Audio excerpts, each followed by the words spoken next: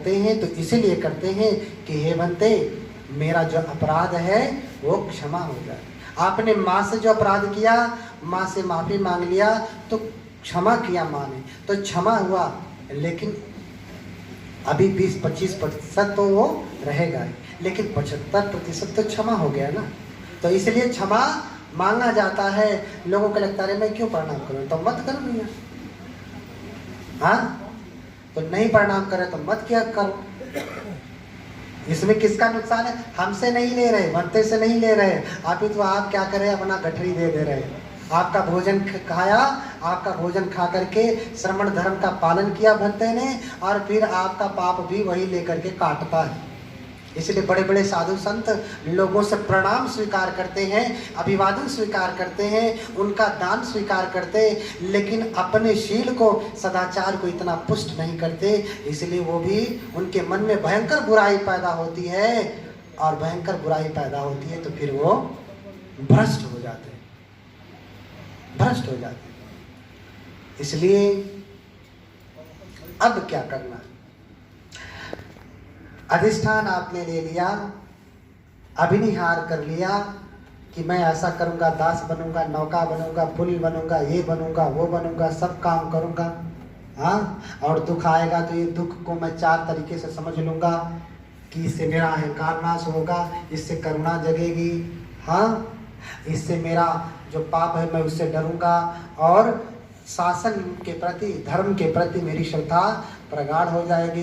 तो अब क्या करना है? इन सब करने के साथ साथ अंत में कहाँ जाना है? भगवान की शरण जाना है।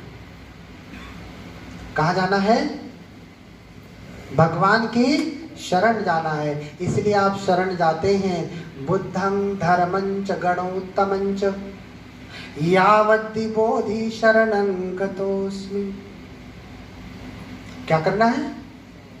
बुद्धं धर्मं च गणोत्तमं च यावद् बोधि शरणं गतोऽस्मि। बुद्ध की, धर्म की और संघ की मैं शरण जाता हूं। कब तक शरण जाता हूं? यावद् बोधि, जब तक मुझे ज्ञान प्राप्त नहीं होगा तब तक के लिए मैं कहाँ जा रहा हूं?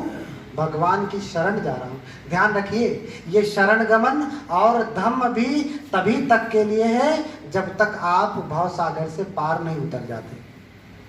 हाँ, जब तक आप भव सागर से पार नहीं उतर जाते। इसलिए भगवान ने कुल्लूपम सूत्र में कहा कि कुल्लूपम भिक्खवे धम्मं देसे सामी नित्थरणत्थाय न तो ग्रहणत्थाय।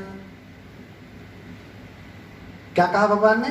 उदाहरण देके समझाते हैं कि जैसे कोई व्यक्ति हो, नदी के इस किनारे पे फंसा हो, और इस किनारे पे बहुत जंगल हो, और उस किनारे पे गांव बसा हो। इस किनारे पे नदी के जंगल है और व्यक्ति इधर फंस गया है। शाम होती जा रही है तो जंगल के किनारे है तो शाम को जंगली जानवर आएंगे ना। अब वहाँ कोई नौका नहीं है, कोई पुल नहीं है पार उतरने के लिए, और तैर करके पार जा नहीं सकता क्योंकि नदी में मगरमच्छ वगैरह आदि बहुत हानिकारक जीव हैं। तो ऐसी स्थिति में क्या करेगा वो?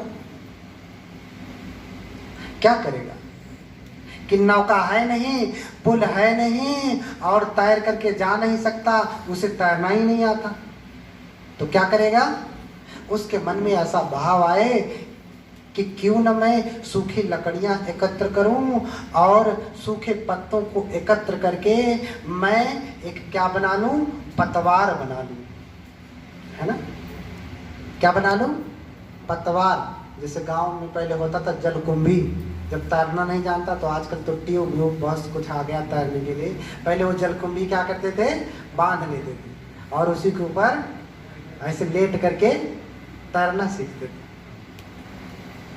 तो क्यों ना मैं सूखी लकड़ियां एकत्र करूं और सूखी पत्तियों को एकत्र करके मैं एक पतवार बना लूं और उस पे लेट करके मैं पार उतर जाऊं। और ऐसा करता है, पतवार बनाता है और नदी के जल में डाल करके ऐसे उस पे लेट जाता है, हाथ से श्रम करते हुए, पैर को पीटते हुए वो इस नदी से पार उतर जाता है।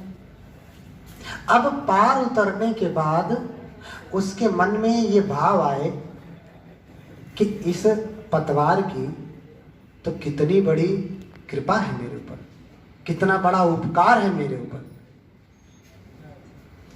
कितना बड़ा उपकार है मेरे ऊपर कि इसकी वजह से मैं भयंकर जंगल के उस पार से नदी के इस पार चला आया। अगर ये ना होता तो आज मैं मारा जाता। तो ये इसका बहुत बड़ा एहसान है, तो इसे इस तरह से पानी में छोड़ के जाना मेरे लिए अच्छा नहीं। तो अगर ऐसा सोच करके वो जो बेड़ा उसने बनाया है, वो जो बेड़ा बनाया, उस बेड़े को अपने सर पे लाद करके जहां जाए वहां लेकर के जाए, तो इसे क्या कहेंगे आप? क्या कहेंगे? पागल है कि बुद्धिमान? क्या कहेंगे? मूर्ख है ना। अरे उस बेड़े का काम सिर्फ पार उतरने के लिए था। पार उतर गया तो चाहे बेड़ा हो, चाहे कितनी सजी धजी नौका क्यों ना हो, वो सर पे लेके ढोने के लिए नहीं है।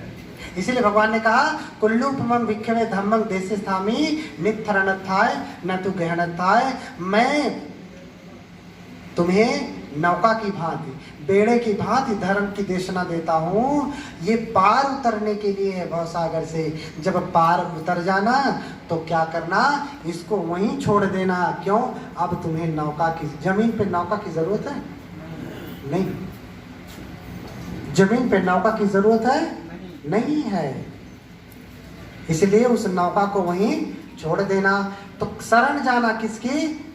बुद्धं च धर्मं च गणोत्तमं च यावद् बोधि शरणं गतोऽस्मि। बुद्ध की, धम्म की, संघ की शरण जाना है। कब तक जाना है? जब तक आपको ज्ञान प्राप्त नहीं हो जाता, बोधि प्राप्त नहीं हो जाती, जब तक आप इस भवसागर से पार नहीं हो जाते, तब तक के लिए जाना है। और जब पार उतर गए तो फिर शरण गमन की कोई जरूरत नहीं। और इसके साथ साथ आपको क्या करना है? दानादि कृतैर्मया भी बुद्धो भवेयं जगतो हिताय। क्या कह रहे हैं? बुद्धं च धर्मं च गणोत्तमं च यावद् बोधि शरणं गतोऽस्मि। दानादि कृतैर्मया भी बुद्धो भवेयं जगतो हिताय। देखिए कितना बड़ा प्राणिधान होता है बोधिसत्व का। इतना आसान नहीं होता कोई बोधिसत्व होना, और बुद्ध बनना तो और भी कठिन है। तो दानादि कृत्य, शरण जाना है। और क्या करना है? दान आदि जो 10 पारमिताएं हैं उसका पालन करना है। दान का, शील का, निष्कर्म का, सत्य का, अधिष्ठान का, ये जितनी पारमिताएं हैं 10, इनका क्या करना है? पालन करना। बोलिए भगवान बुद्ध की। और जोर से बोले भगवान बुद्ध की।